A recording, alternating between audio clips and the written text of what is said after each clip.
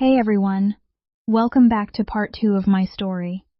If you watched part 1, you already know how I walked in on my cheating husband David and my sister-in-law Rachel in our own bed, the same bed where our 2 boys were conceived. You saw how I quietly recorded everything, exposed them at Sunday dinner in front of his entire family, and completely turned their world upside down. But destroying them was only the first chapter. Today, I'm going to take you through what happened in the months that followed. The raw pain, the sleepless nights, the slow healing, the continued karma that kept punishing them, and most importantly, the unexpected man who walked into my life and showed me what real love and respect actually feel like. This is the part where my cheating husband story stops being just about revenge and becomes a story about rebirth. Stick around until the end. You're not going to believe who my new man turned out to be. The day the judge signed the final divorce papers was one of the most emotional days of my life. I stood in that cold courthouse hallway, holding Jacob's and Ethan's little hands tightly. My heart was pounding so hard I thought everyone could hear it. When the judge looked at me and said, "Mrs. Sarah, you have full custody, the house, and he will pay alimony and child support," tears started streaming down my face uncontrollably. Not tears of sadness this time, tears of pure relief and exhaustion. For the first time in over a year, I felt like I could finally breathe again. David was sitting on the other side of the room, looking pale and defeated. Rachel wasn't even allowed in the courtroom. In that moment, I didn't feel triumph. I felt exhausted. I had fought so hard, cried so many nights, and now it was finally over. I hugged my boys right there in the hallway and whispered, "It's just us now, and we're going to be okay." Their little arms wrapped around me so tight, and for the first time in forever, I believed my own words. 6 weeks later, we moved into our new house, a beautiful 4-bedroom home with a huge fenced backyard in a peaceful Chicago suburb, just 10 minutes from the boys' school. The moment the moving truck left, Jacob and Ethan ran through every single room screaming with pure joy. "Mommy, this is our new castle," Ethan yelled, sliding across the hardwood floors in his socks. I stood in the kitchen, watching them, and felt a wave of gratitude so strong it brought me to my knees. This wasn't just a house, it was our safe place, our fresh start, our proof that we could rebuild. That first night, they both crawled into my bed like they used to when they were babies. For the first time since I discovered the affair, they both slept through the entire night without waking up crying for their dad. I lay there listening to their steady breathing, my hand gently on each of their backs, and I cried quiet tears of relief into my pillow.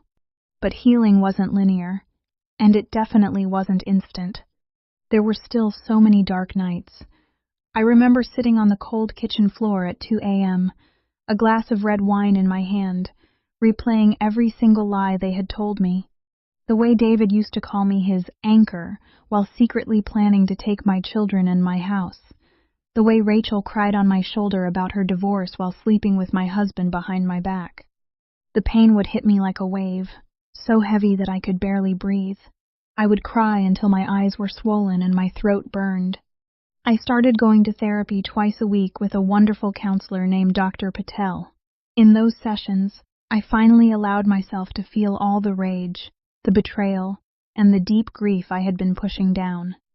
She helped me understand that my trust wasn't weakness, my kindness wasn't stupidity, it was my strength. One session in particular, I broke down completely. "How could they do this to me? To the boys?" I sobbed. "Doctor." Patel just held the space and said, "Sarah, you're not broken. You're becoming unbreakable." Those words stayed with me. At the same time, I started saying yes to myself for the first time in years.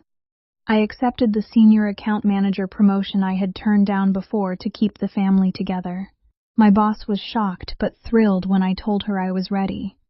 The first day back in that role, I felt a surge of confidence I hadn't felt in years. I started working out again, running in the mornings while the boys were at school, feeling my body and mind get stronger with every step. I even joined a book club with other women who had survived their own cheating husband stories. Listening to their journeys over coffee and books made me realize I wasn't alone. And slowly, ever so slowly, the boys started smiling again. Real, genuine smiles that reached their eyes. Jacob, my 8-year-old soccer star, scored his first goal of the season. When he looked up into the stands, he wasn't searching for his father anymore. He looked straight at me and beamed with pride. After the game, he ran into my arms and said, "Mom, I did it for us." My heart nearly exploded with love and pride. Little Ethan, my sensitive 5-year-old, had a harder time. There were nights he would wake up crying, asking, "When is Daddy coming home?" Those questions broke me every single time. But one evening, he drew a picture at the kitchen table. It showed me, him, and Jacob holding hands in front of our new house. When I asked where Daddy and Rachel were, he simply said, "They're not in our family anymore. That drawing is still stuck on our refrigerator today, a daily reminder of our new beginning and how resilient my babies are." Meanwhile, karma was far from finished with David and Rachel. David's life unraveled even faster than I expected. The video from that Sunday dinner spread like wildfire through his company. Within 2 weeks, he was suspended, and by the end of the month, he was fired. He became completely blacklisted in the sales industry. Last I heard from mutual friends, he's living in a tiny, run-down, one-bedroom apartment on the rough side of town. He drives for DoorDash late into the night just to scrape by and pay the court-ordered child support and alimony. He tried reaching out a few times. One night he called the boys on video, clearly drunk, begging them to forgive him. Jacob hung up the phone himself and said, "I don't want to talk to him." Hearing that from my 8-year-old son was both heartbreaking and empowering. Rachel's situation became even more tragic. 2 months after the divorce was finalized, she showed up at David's apartment in tears, pregnant.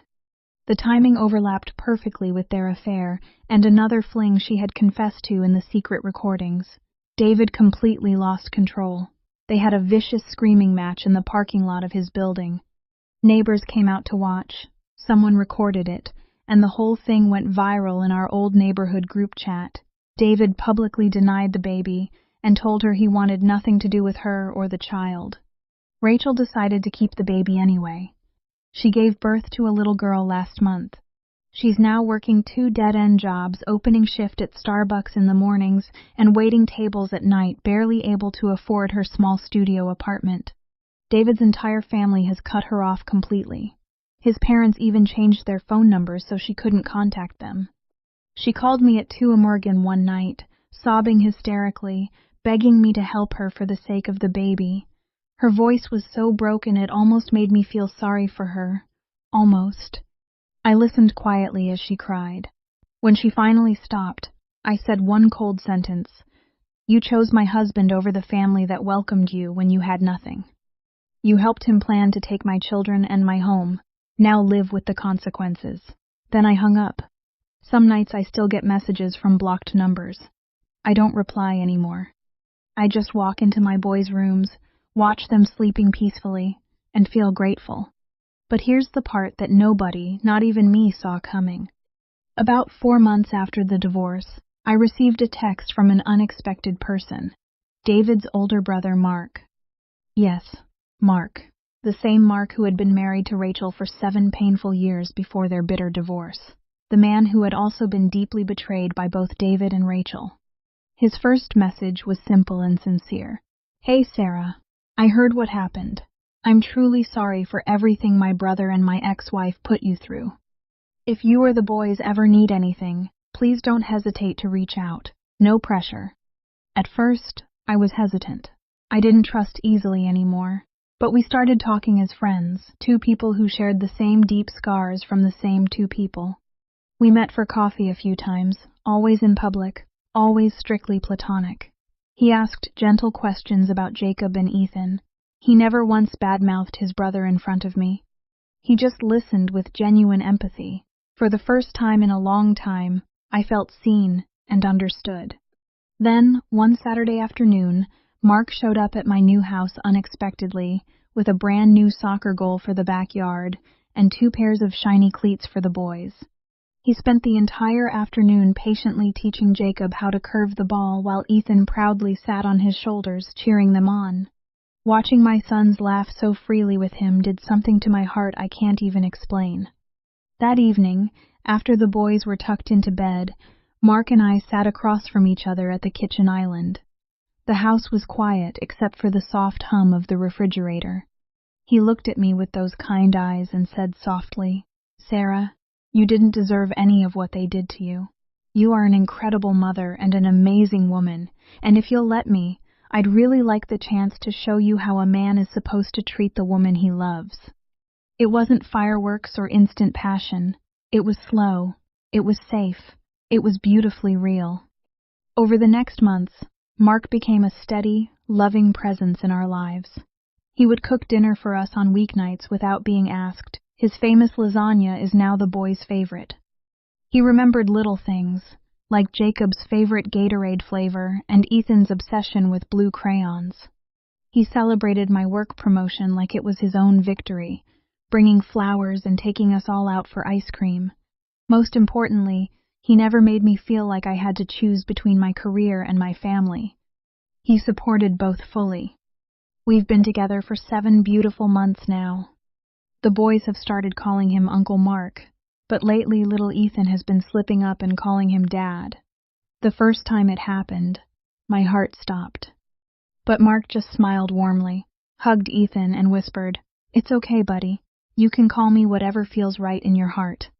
Of course, David and Rachel eventually found out about us. They tried one last desperate, ugly move. One evening, David showed up at my house unannounced, clearly drunk, banging on the door and yelling that I was turning his sons against him, and that I was only sleeping with his own brother to hurt him. Rachel even sent Mark long messages trying to stir up old drama and guilt. Mark handled it like the man he is. He stepped outside calmly, looked his younger brother directly in the eyes, and said with a steady voice, "You had everything a man could want, a loyal wife, 2 beautiful sons, and a good life. You threw it all away for her. Sarah and these boys are mine to protect now. Stay away from them, or you will lose even more than you already have." David hasn't dared show his face since that night. Today, my life looks nothing like it did just 1 year ago. I have a beautiful, peaceful home filled with laughter. I have 2 happy, thriving boys who are healing and growing stronger every day. I have a career I'm passionate about and proud of. And I have a man who looks at me like I'm the only woman in the world, a man who shows up for me and my children every single day. My cheating husband story didn't break me.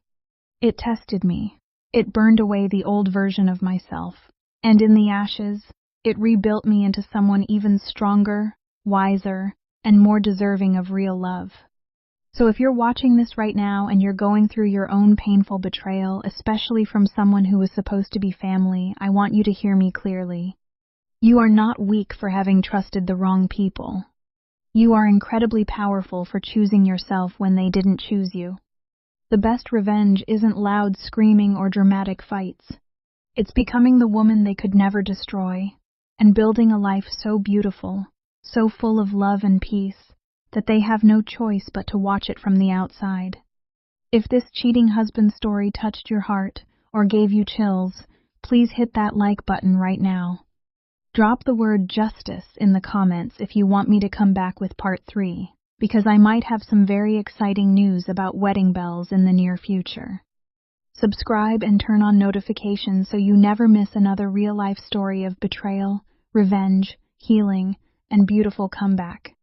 Thank you for being here with me on this deeply personal journey. I'll see you in the next video. Stay strong, beautiful. You've got this.